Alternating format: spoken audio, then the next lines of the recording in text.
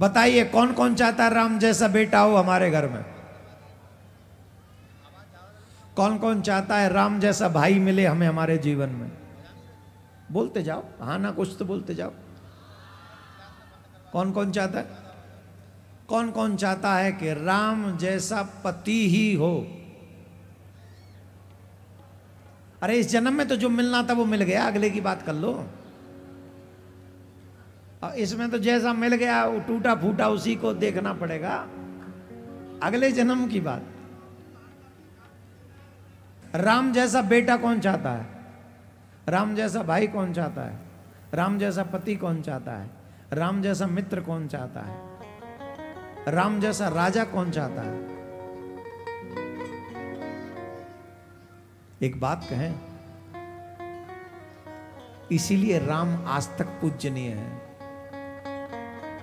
आज भी सबको राम जैसा पुरुष चाहिए, चाहे वो बेटे के रूप में, चाहे मित्र के रूप में, चाहे वो राजा के रूप में, चाहे वो भाई के रूप में। अरे मैं तो कहूंगा राम जैसा मर्यादित शत्रु भी मिल जाए तो भी बेड़ा पार हो जाए। मैं आप सबसे आग्रह कर रहा हूं, अपने बच्चों को रामायण पढ़ाया करो। कुछ नहीं मिलेगा मॉडर्न बनाने से तुम्हारे बच्चों को। जितने हमारे बच्चे मॉडर्न हो रहे हैं ना, उतने ही हमारे माँ बाप दुखी हो रहे हैं। घरों में दुखों की कोई सीमा नहीं है। मकान बड़े हैं, रहने वाले उतने ही बड़े दुखों के साथ रहते हैं। क्यों? क्योंकि रामायण नहीं पढ़े।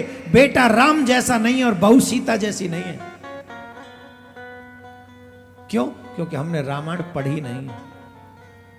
इंडोनेशिया में चले जाओ, पूरी मुस्लिम कंट्री है, लेकिन जब वहां बेटा बेटी कोई हो तो रामायण का पाठ होता है। क्या होता है? इंडोनेशिया में। मैं भारत के किसी कोने की बात नहीं कर रहा हूं। इंडोनेशिया में बेटा हो या बेटी, वहां रामायण का पाठ कराते हैं। और आज भी वर्ल्ड में सबसे ज्यादा शांति अगर कहीं है तो इंडोनेशिया में शांति है, मुस्लिम कंट्री होने के बाद भी। वहां के विमान का नाम है गरुण एयरलाइंस। वहां की मुद्रा पे गरुण भगवान छपे, गरुण गणेश जी छपे वहां की मुद्रा पे। क्यों? क्योंकि उन्होंने रामायण को पढ़ लिया, उन्होंने रामायण को समझ लिया। हमारे घरों में अशांति क्यों है? क्योंकि हमने बॉलीवुड के एक्टर और एक्ट्रेस को अपना रोल मॉडल मान लिया है। मैं एक बात कहूं, इन बॉलीवुड के लोगों को हीरो और हीरोइन कहना बंद कर दो।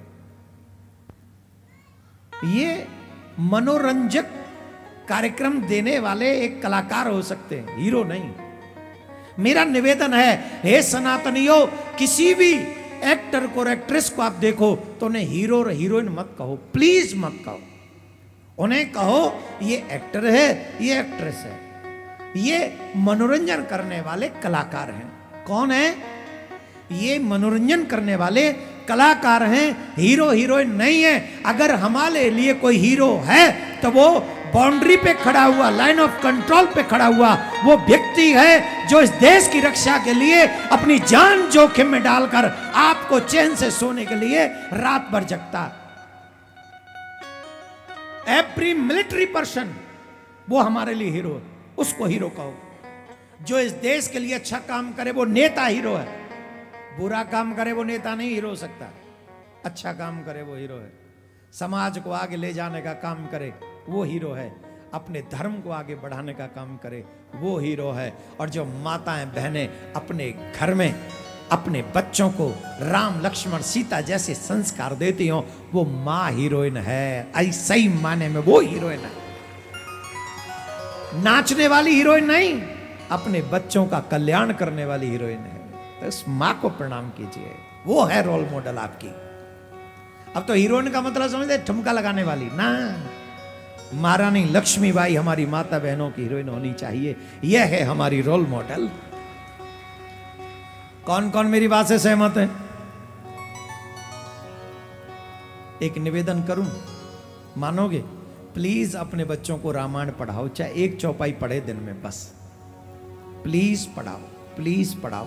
अगर चाहते हो तुम्हारे बुढ़ापे में आंसू ना आए तो, अगर चाहते हो तुम्हारे माँ बाप, तुम्हारे बच्चे बुढ़ापे में तुम्हें अकेला ना छोड़ के जाएं, तो अपने बच्चों को रामायण जरूर पढ़ा, थोड़ी सी पढ़ा। बेटे हो तो राम का चरित्र पढ़ाओ, बेटी हो तो सीता का चरित्र पढ़ाओ, तुम्हारे घर नहीं टूटेंगे। इसलिए तो कहता हूं अपने परिवार के साथ कथा सुनने आया करो।